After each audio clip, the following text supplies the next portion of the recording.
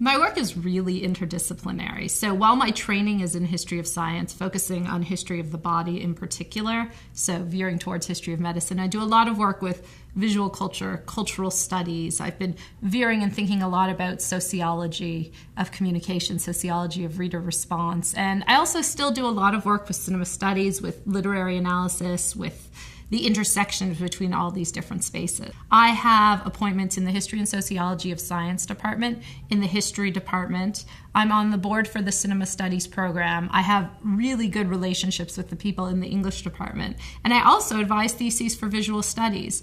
So one of the projects that I'm doing is about controversial images in the classroom. And this is really exciting for me because it's the first time that I've had the opportunity to mentor a team of graduate students through this project. The way the project worked is we investigated 3 different strands of controversial images and the way that they're used in pedagogical contexts. And we interviewed various faculty members who are using these kinds of images in their teaching practice. And each of the graduate students took on one of these areas, namely atrocity images, focusing in particular on the Holocaust, pornographic images, and images of ethnographic film. So the broader project is actually to investigate the stakes for looking at things and how that produces knowledge or constrains the production of knowledge, and whether or not there's an ethical question around when not to show images.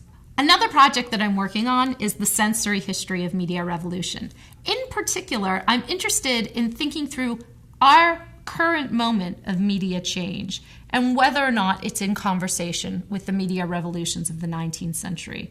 There's a very strong body of scholarship, particularly in literary studies, around the so-called neo-Victorian moment, the idea that we are re-experiencing Victorian ideas, and that's why there's an influx of novels dealing with the 19th century or written as though they were in the voice of the 19th century, the rise of steampunk, the development of a neo-Victorian style of architecture, the resurgence of neo-Victorian fashion. One of the things that I want to argue through a sensory history is that we have never been neo-Victorian, which is to say that the experience of living through any particular moment in history, but in this case the 19th century, cannot be said to be the same as our own moment. The conditions of possibility are so different around what it feels like to be in that moment of media revolution.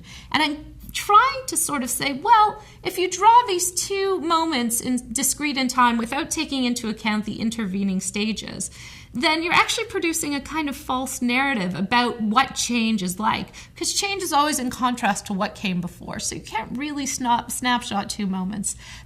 Recently, I was asked to give a paper at the Slot, which is this really interesting foundation on Walnut Street. And that panel was about Freud and Freud's famous patients. This project examines these cases of doctor-generated patient celebrity, thinking about how that status of celebrity really changes the doctor-patient relationship in multiple ways. It changes the power dynamic such that the patient generates a certain amount of power because that patient has this performing impetus that is really important to the doctor, but also creates a disincentive for the doctor to cure the patient in a certain kind of way, because so much of what's happening for the doctor rests on this patient's performance. You see this, for example, in medical journals.